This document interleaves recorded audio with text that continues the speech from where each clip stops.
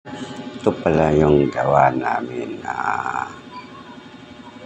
from home improvement modular kitchen expert 10 years warranty. Ito yung sa Deca Homes, Loma de Gato, Marilao, Bulacan.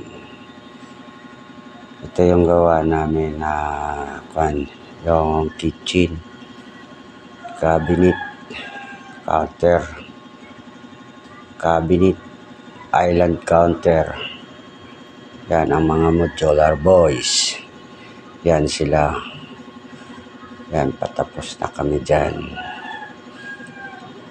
Yan, sa gustong magpagawa dyan, PM lang kayo.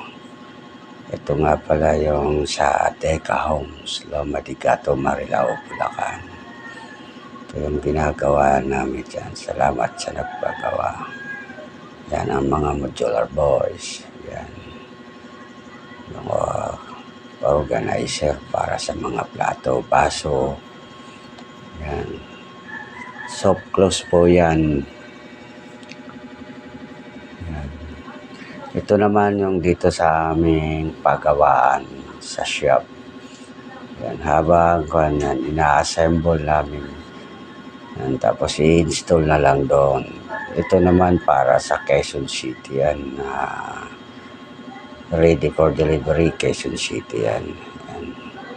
Di-deliver yan sa Quezon City. Modular kitchen cabinet. Yan po yung aming pagawaan shop. So gustong magpagawa ng legit na manggagawa, ito lang po kami. Ito naman sa Residencia Regina. Tibirak po yan. Residencia Regina. Marami po yan. 4 na tibirak yung ginawa namin dyan sa bahay. Residencia Regina. Yan. Yan po yung gawa namin. Tsaka mga cabinet, may mga kitchen din yan. Ito sa baba yan. Sa ground floor. Tibirak yan, Residencia Regina. Kasama yan doon kanina. Yan. Residencia Regina, Tibirak. Yan yung gawa. Tsaka yung floated panel. Kami rin. Labor materials po yan ang gawa namin yan. Labor materials. Pati lightning. Kami nang gumawa yan. Bale yan, kasama yan sa renovation. Ito naman sa Tres Residence. Kitchen cabinet. Tsaka partition. Shower enclosure partition. Vanity yan. Binago po namin lahat yan. Para full renovation yan. Yan po. Tres Residence. Glass. Po sliding door, glass partition ng shower. Yan, ito tibirak din yan nila dyan. Tapos yung mga ilaw, ito wall design, saka mirror, yan, counter, yan, pati yung kanya kami rin gumawa yan. So, yan, labor materials din po yan. Tres Residence, Fairview, Quezon City. Sa Fairview po yan.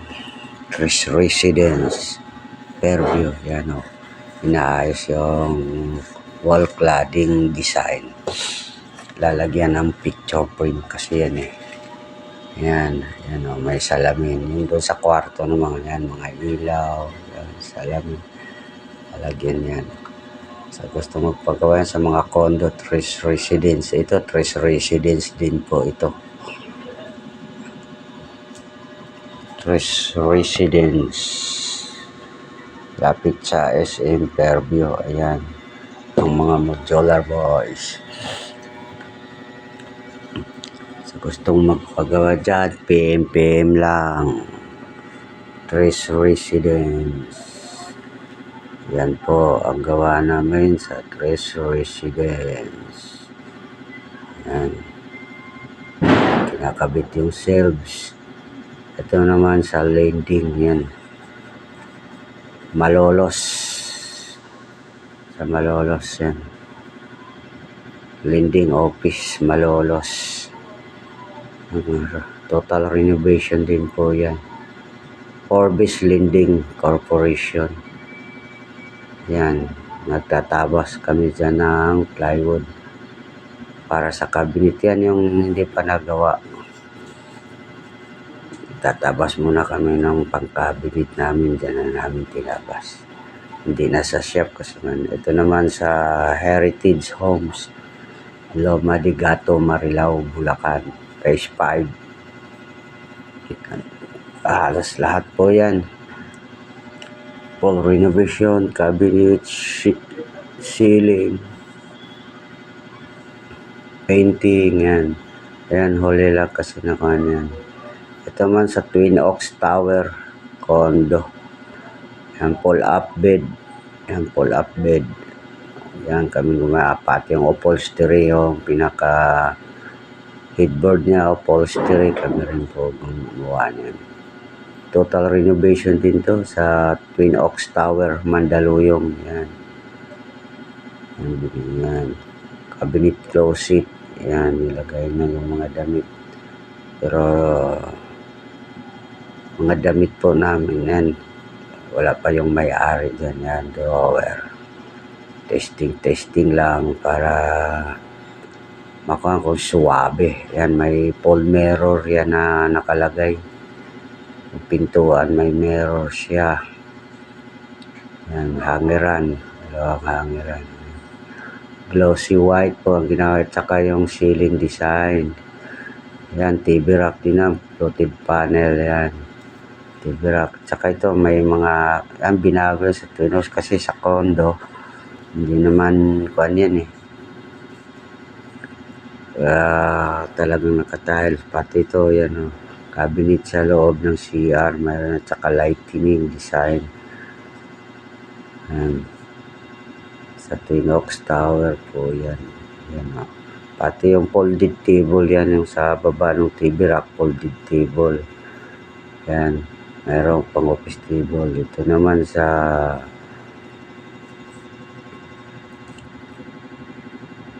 paggawa namin yan. Dito sa Bignay. Sa Bignay ito. Yan. Tatabas kami. Marami yan. Mabali, 80 plywood yan.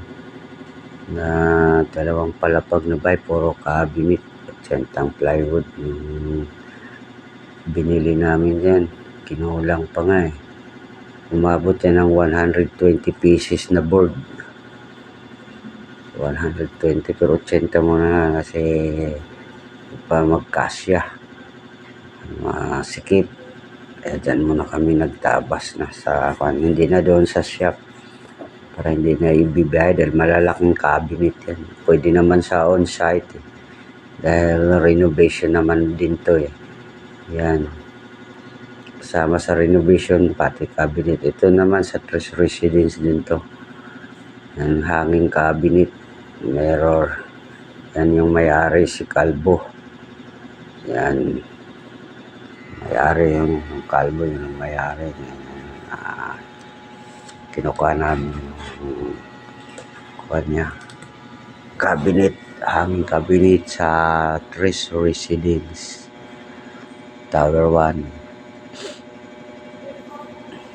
Yan. Yan ang mga modular boys.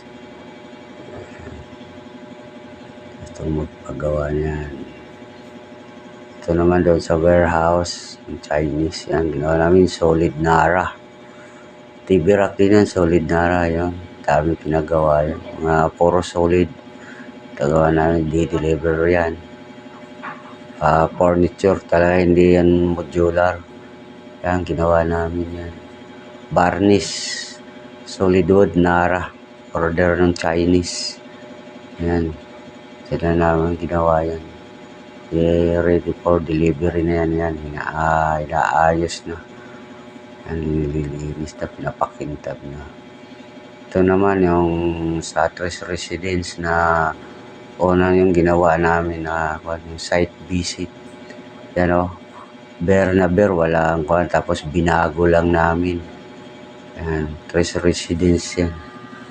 Yan o, walang mga kuhan. Ginawaan lang namin ng mga partition. Para magmukhang bago, kaya sa mga ang full renovation kasi yan, nagkakalaga yan na ang total renovation nasa 400k para meron kayong idea. Tulad ko nasa 400k labor materials yun. Yung ginawaan namin yan. Wala pang kalaman, wala pang mga cabinet, wala pang design sa wall, wala pang sa mga ilaw, ceiling. Yan, basta pag nagpa-total renovation ka condo sa Tres Residence, 400k. Yun. Yung doon nga sa kabila, umabot pa ng 500. Kasi kasama mga big frame. Tsaka mayroon siyang chandelier na mahalin. Katulad yung sa Twin Oaks Tower, yun, 500 din. Ang daming cabinet, binago lahat, binaklas. Yan. Walang kalaman-laman. Yan. Pag yun yung una naming site visit nung sa Tres Residence. Tapos yung may mga ilaw, TV rack, yan, umabot yun ng 400k labor materials. Para magkaroon, tapos kasama na enclosure. Para magkaroon ng konting idea yung mga kung ano yung kanila sa paglagpa dyan sa Tres Residence. Yan pinapanood. Lawanit kasi yan, hindi naman yan plywood. Yan. Tapos yung mga granite yan, pinapalitan yung iba gusto white. Yan, solid wood. Yan. And tapos yan, yung tiles, yung lalagyan ng enclosure. Ito, lalagyan ng table vanity. Yan. Yan, Tres Residence. Yan. Gustong magpagawa dyan, PM lang. PM lang po kayo.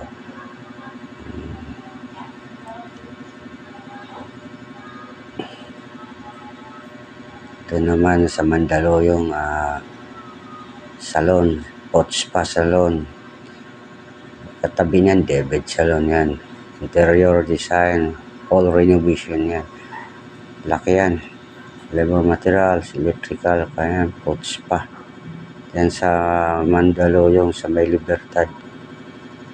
Mandaluyong, counter. Yan, dito yan. Yan sa Mandaluyong. Yan. Yan. Renovation yan. Kaya yan yung design namin sa counter.